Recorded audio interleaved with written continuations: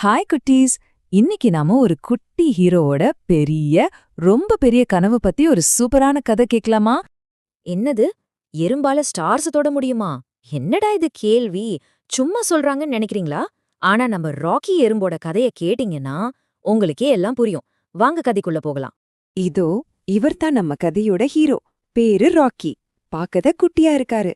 ஆனா இவரோட கணவருக்கு அப்பா மத்தவங்க யாருமே யோசிச்சு கூட பார்க்க முடியாத அளவுக்கு ஒரு பிரம்மாண்டமான கனவு.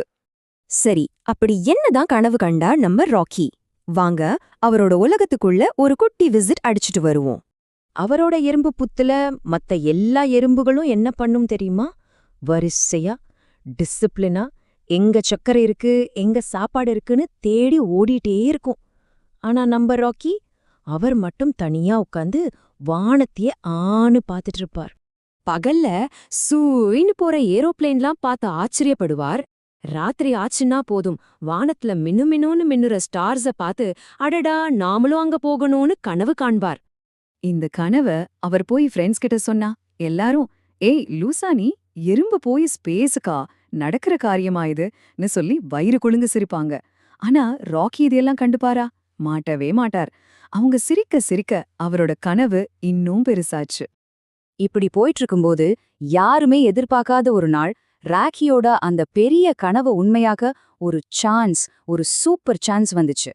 அவங்க புத்துக்கு பக்கத்திலேயே ஒரு பெரிய சயின்ஸ் ரீசர்ச் சென்டர் கட்டினாங்க. அங்க பெரிய பெரிய சயின்டிஸ்ட்லாம் சேர்ந்து விண்வெளிக்கு ஒரு குட்டி சேட்டலைட்டை அனுப்புறதுக்கு ரெடி பண்ணிட்டு இருந்தாங்க. அத பார்த்ததும் ராக்கிக்குள்ள ஒரு பல்ப் எரிஞ்சுது. இதுதான்டா சான்ஸ்னு முடிவு பண்ணிட்டார். யாருக்கும் தெரியாம மெதுவா சத்தமே இல்லாம அந்த சேட்டலைட்ல இருந்த ஒரு சின்ன ஓட்ட வழியா உள்ள போந்து ஒரு ஓரமா ஒளிஞ்சுகிட்டார். செம்ம தைரியம்ல. இப்போதான் கதையோட முக்கியமான கட்டமே ஆரம்பிக்க போகுது. நம்ம ராக்கியோட லைஃபே மாத்த போற அந்த ஸ்பேஸ் பயணம். ரெடியா? ராக்கெட் கிளம்ப போகுது. எல்லாரும் கவுண்ட் டவுன் சொல்ல ஆரம்பிச்சாங்க. 10, 9, 8. பூமியே அதிருது.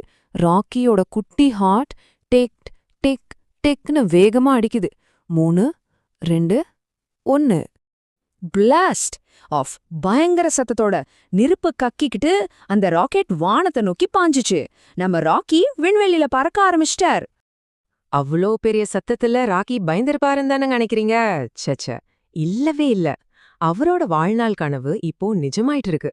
அத கண்ணுல ஆச்சரியத்தோட பாத்துட்டு இருந்தார்.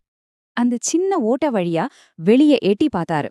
அடடா, நம்ம பூமி ஒரு அழகான குட்டி ப்ளூ கலர் பால் மாதிரி இருந்துச்சாம். அவர் வாழ்க்கையிலே பார்த்த ஒரு சூப்பரான காட்சி அது. அன்னைக்கு ஒரு வரலாறு உருவாச்சு.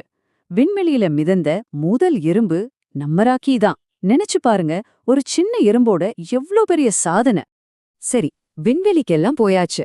நம்ம ஹீரோ ராக்கி திரும்ப பூமிக்கு வந்ததும் என்னாச்சு? வாங்க பாக்கலாம். கொஞ்ச நாள் ஸ்பேஸ்ல சுத்திட்டு அந்த சேட்டலைட் பத்திரமா பூமிக்கு திரும்பி வந்துச்சு.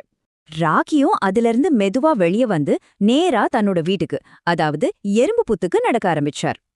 இப்போ ராக்கிய பார்த்ததும் முன்னாடி அவரை கிண்டல் பண்ணின எறும்புகளுக்கெல்லாம் ஒரே ஆச்சரியம். எல்லாரும் அவரை சுத்தி நின்னு, ஹே ராக்கி, ஸ்பேஸ் எப்படி இருந்துச்சு? ஸ்டார்ஸ்லாம் பக்கத்துல பாத்தியா? நான் ஆர்வமா கேட்க ஆரம்பிச்சிட்டாங்க.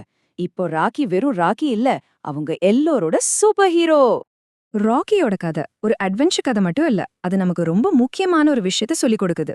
அது என்னன்னு தெரிஞ்சுக்கலாமா? நம்ம கனவு எவ்வளோ பெருசா வேணும்னாலும் இருக்கலாம். மத்தவங்க அத பார்த்து இதெல்லாம் நடக்காது அப்படின்னு சிரிக்கலாம். ஆனா அத பத்தி நம்ம கவலைப்படவே கூடாது. நம்ம மேல நமக்கு நம்பிக்கை வச்சு ராக்கி மாதிரி தைரியமா முயற்சி பண்ணா முடியாதது எதுவுமே இல்ல. சரி, இப்போ நீங்க சொல்லுங்க, நம்ம ராக்கி மாதிரி உங்க மனசுக்குள்ள இருக்கிற அந்த பெரிய கனவு என்ன? டாக்டர் ஆகணுமா, பைலட் ஆகணுமா, இல்ல ராக்கி மாதிரி ஸ்பேஸுக்கு போகணுமா? எதுவா இருந்தாலும் சரி, தைரியமா கனவு காணுங்க. நம்பிக்கையோட முயற்சி செய்யுங்க. உங்க கனவும் கண்டிப்பா ஒரு நாள் நிஜமாகும்.